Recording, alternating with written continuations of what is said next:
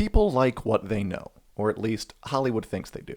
That's why studios are constantly reviving old movies and TV shows, whether it's a full-on remake like HBO's upcoming Harry Potter series or a direct continuation made years later, like the Sex and the City follow-up and Just Like That. There's something inherently cynical about this process. Hollywood knows that fans remember these old shows and movies fondly. They know that at least some of these fans will watch the reboot, which means they have an opportunity to bilk these fans for money. And in most cases, fans walk away from the bilking feeling a little sad and deflated. A lot of these revivals aren't terrible, but they're almost always a step down in quality. Consider an example. In the 2000s, Arrested Development was an edgy, funny, innovative sitcom. It made stars of several of its cast members, it mocked our post-9/11 moment when other shows didn't dare, and it was intensely self-referential and memeable, which made it perfect for the early internet. I mean, it's one banana, Michael. What could it cost? $10? Arrested Development went off the air in 2006, but Netflix brought it back for a fourth season in 2013, the first time something like that had happened in the streaming era. People were excited. And then the new season came out and it was fine. It wasn't bad, the cast still delivered and the jokes were still there, but something was missing. The show was structured differently, and what had seemed innovative and new in the 2000s felt kind of run-of-the-mill by the 2010s. The moment had moved on. By the time the fifth and final season came out in 2018, the thrill was gone. But Hollywood is still playing this reboot game, however seldom they win it. And so it was with a heavy heart that I greeted news of Hulu's upcoming revival of Buffy the Vampire Slayer, a show I adored as a kid. The show is going to be set 25 years after the original, and the pilot just finished shooting. If Hulu orders it to series, I will watch it. I will be too curious not to, but I'm afraid I'm going to walk away with that familiar sad and deflated feeling. But just recently, I got a burst of hope from another Hulu revival of the animated sitcom King of the Hill, which came back 15 years after it was canceled by Fox. How does King of the Hill, of all things, provide a template for Buffy the Vampire Slayer? That's what we're going to talk about today on... Yep. Buffy the Vampire Slayer and King of the Hill both premiered in 1997, and that's about where the similarities end.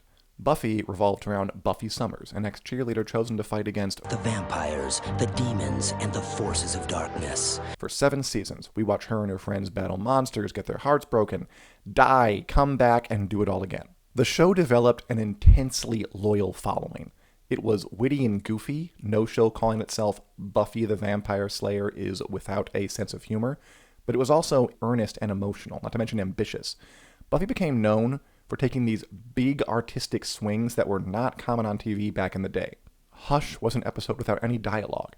The Body captured the horrific stillness after the death of a loved one.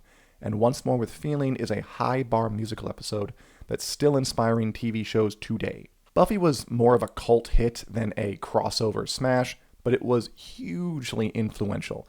Shows like The Vampire Diaries, Supernatural, and the 2005 Doctor Who revival all took obvious cues from it. And let's not forget the Marvel Cinematic Universe, the most successful movie franchise in history. The MCU is full of Buffy-style quip speak, to the delight of some and the chagrin of others. These guys come from legend. They're basically gods. There's only one God, man. And I'm pretty sure he doesn't dress like that. That's partly because Buffy helped popularize this kind of dialogue, and because Buffy creator Joss Whedon, we'll get to him later, directed the first 2 Avengers movies. The show's DNA is everywhere, even now. I came to King of the Hill much later, mostly when I was looking for something to put on in the background as I answered emails and folded laundry and stuff. The show ran for 13 seasons and produced over 200 episodes, so it seemed to fit the bill. But I quickly discovered that I'd been missing out for years. Set in the small town of Arlen, Texas, King of the Hill follows Hank Hill, an old-fashioned man in a modern world. We get to know his wife Peggy, his son Bobby, his neighbors, friends, and coworkers. With a few exceptions, nothing much changes episode to episode, standard for sitcoms, so all we have to do is sit back, relax, and fall in love with these characters. The humor is very gentle and down-to-earth. Problems include Hank losing his job, his son Bobby getting into fights at school, that kind of thing. King of the Hill is the rare animated show that doesn't feel like it would be very different if it were in live action, which is a far cry from contemporary shows like South Park, The Simpsons, and Family Guy. All in all, King of the Hill is one of the all-time great hangout sitcoms. and kind of quietly transgressive in its own way. There just aren't many long-running popular shows set in the South that feature a cast of mostly conservative working-class characters. And I love a good show about upwardly mobile New Yorkers much of the next guy, but it is nice to have some variety. When I heard King of the Hill was returning over a decade later for a 14th season, I thought back on Arrested Development and Gilmore Girls and The X-Files and all the other shows that had come back after long absences, and figured fans were in for another sad, deflating experience. Maybe the revival wouldn't be awful, but it wouldn't touch the original. Then I watched it, and I was shocked how natural and funny and believable it all felt.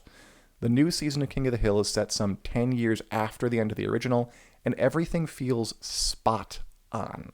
Hank is still an old-fashioned guy grappling with a changing America, this time taking on everything from the gig economy to the manosphere to retirement. Bobby is turned from a sensitive, imaginative 12-year-old into a sensitive, imaginative young professional who's fully absorbed his dad's workaholism. The animation looks a little plain, and a couple of the voices sound off, but the revival nails King of the Hill's low-key sense of humor. It feels like coming home again, but there are enough updates that it also feels like a new show. This is how to do a revival right. And actually, King of the Hill isn't alone. After years of lackluster attempts, Hollywood finally seems to be getting the hang of this revival thing. In 2024, Disney Plus dropped the first season of X-Men 97, a continuation of X-Men the Animated Series, which had ended nearly 30 years prior. The new show takes the original seriously while acknowledging its campy charm and was a big hit with fans and critics. A second season is coming next year. Even more surprising to me is the revival of Dexter, the show about a serial killer who only kills other serial killers. The show was popular back in the late 2000s when it was kind of the trashy younger brother of crime dramas like The Sopranos and The Wire, but I thought the universally panned ending meant it was never coming back. So imagine my shock when the past few years have brought us 3 Dexter spin-off shows, 2 sequels and a prequel. Not all of them made it. Paramount canceled the prequel show Dexter Original Sin after it had already said it was going to be renewed, which is a classy move. But the latest sequel show, Dexter Resurrection, has gotten sky-high marks from fans. It sounds like it might be one of the best seasons of any Dexter show to date. So maybe there's nothing to worry about with this new Buffy show. Maybe Hulu knows what it's doing. Maybe Hollywood has turned a corner and we don't need to be reflexively sad and nervous whenever one of these new reboots is announced. Or maybe that's just how they want us to feel right before plunging a stake through our hearts. Where do we go from here? At the end of Buffy the Vampire Slayer, Buffy and friends defeat the first evil by activating every potential Slayer in the world, meaning that our planet is now lousy with super strong tween-age demon fighters. The new show will revolve around a new Slayer named Nova, played by Ryan Kiera Armstrong, best known as Fern from Star Wars Skeleton Crew. Nova will attend the new Sunnydale Academy, which I guess is the new version of the high school that kept getting destroyed in the original show. We'll meet her friends, one of whom was played by Sarah Bach from Severance. Fun fact for you. Sarah Michelle Gellar will return as Buffy, but in a supporting role. We don't have a lot of details yet, but I'm imagining a scenario where Nova fights on the front lines in the never-ending war against evil like Buffy used to, while Buffy herself takes on the Giles role of mentor and watcher. They could go back to the format of the first 3 seasons, as Nova and friends study and date and fight a variety of supernatural monsters that vaguely stand in for real-world problems. As Gellar told Vanity Fair, we're trying to figure out how to modernize the themes of the series, especially what it means to feel like an outsider in a world dominated by social media. What we want to explore are the space-time boundaries that affect society today. FYI, there is a series of Dark Horse comic books, many written by actual writers from the show, that explored what happened to Buffy and company after the end of the original series. But it doesn't look like they're going to come into play for this revival. We're probably looking at an all-new take. And if you're gonna revive Buffy the Vampire Slayer, I think it sounds like a decent one. But is Buffy the Vampire Slayer still Buffy the Vampire Slayer if Buffy the Vampire Slayer isn't the lead? Is Buffy a loose template that can be readjusted to fit a new set of characters, kind of like True Detective or Fargo? Or is it a specific story about Buffy and Xander and Willow and the rest of the original cast? It doesn't sound like many old faces will show up in the pilot episode, although Gellar has plans to bring them back. As she said, "We will try to find a balance between new and old characters. My dream is to bring back everyone who has died, but space will have to be made for new stories as well." It's kind of given me flashbacks to another recent revival series, Star Trek Picard on Paramount+. Picard started out as a brand new Star Trek show with a mostly new set of characters, anchored by longtime Trek mainstay Patrick Stewart back as Jean-Luc Picard. But by the third and final season, the show more or less became an excuse to gather together familiar faces from the franchise, which is apparently what fans wanted to watch all along. The show tried to have it both ways, and I think it ended up feeling kind of lopsided.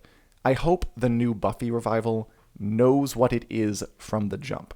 Is it a direct continuation of the old show where all the characters come back and take up their old roles, like happened with the King of the Hill revival? Or is it about that generation of characters handing the baton to the next? And what about the tone? Buffy was all about contrasting moments of sharp comedy with high drama.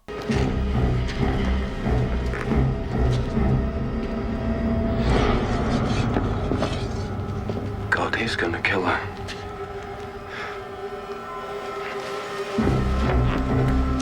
The show had a very particular way of moving and speaking, and a lot of it originated with creator Joss Whedon, who will definitely not be involved in this new revival. The audacity! Buffy was the show that made Joss Whedon's career. From there he made Angel and Firefly and Dr. Horrible and The Avengers. That career began to crumble in 2020, when actor Ray Fisher, who had worked with Whedon on the set of Justice League, accused the writer-director of gross, abusive, unprofessional, and completely unacceptable behavior. A year later, Charisma Carpenter, who played Cordelia on Buffy and spin-off Angel, accused Whedon of retaliating against her for getting pregnant, which eventually led her getting fired. Buffy cast and crew members like Amber Benson, Michelle Trachtenberg, and costume designer Cynthia Bergstrom all backed up allegations that Whedon was very toxic on set. And as Geller herself wrote on Instagram, "While I am proud to have my name associated with Buffy Summers, I don't want to forever be associated with the name Joss Whedon." So Whedon isn't a part of the new show, which is for the best. No matter how important his voice may have been to the original, it's not worth having him around if he treats people terribly. But I have to ask, will a new show really feel like Buffy without him? If you're bringing back a show years later, how important is it to have the original creator on board? The record is more mixed than you might think. The Dexter revival fans love so much brought back original showrunner Clyde Phillips, which I imagine is part of the reason it's done so well. King of the Hill creators Greg Daniels and Mike Judge came back for that revival, but the showrunner is Saladin K. Patterson, who wasn't involved in the first 13 seasons at all, and that did not stop him from nailing the show's tone. And having the original showrunner back does not guarantee success.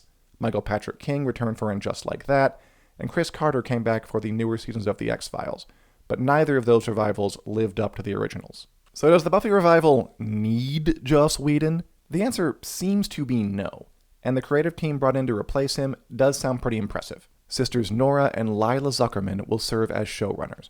They worked on Fringe, so they have experience with the supernatural. They wrote on Agents of S.H.I.E.L.D., so they can do lore-heavy stuff. And they're the showrunners behind Poker Face on Peacock. To me, that is a very good sign because, like Buffy, Poker Face is a sharply written dramedy with a strong female lead. And the pilot episode for the new Buffy show was directed by none other than Chloe Zhao, winner of the Academy Award for Best Director for her criminally underseen slice-of-road life movie Nomadland, which also won Best Picture.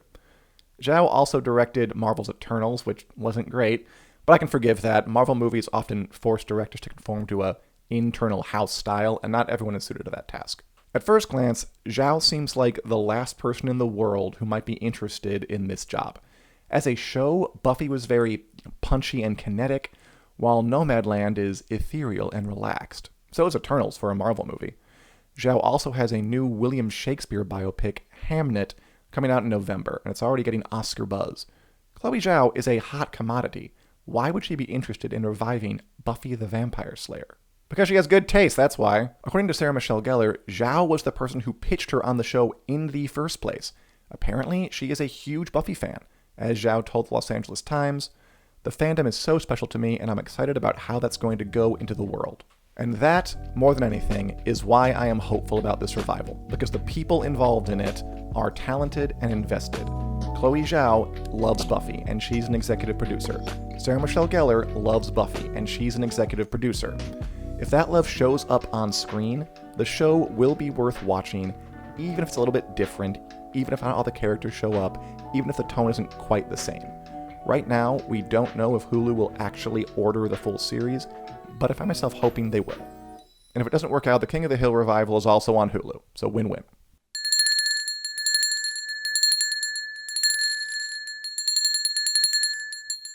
This is my Hank Hill look, by the way. It's a white t-shirt. If I didn't tell you, you wouldn't know. That's how low effort it is.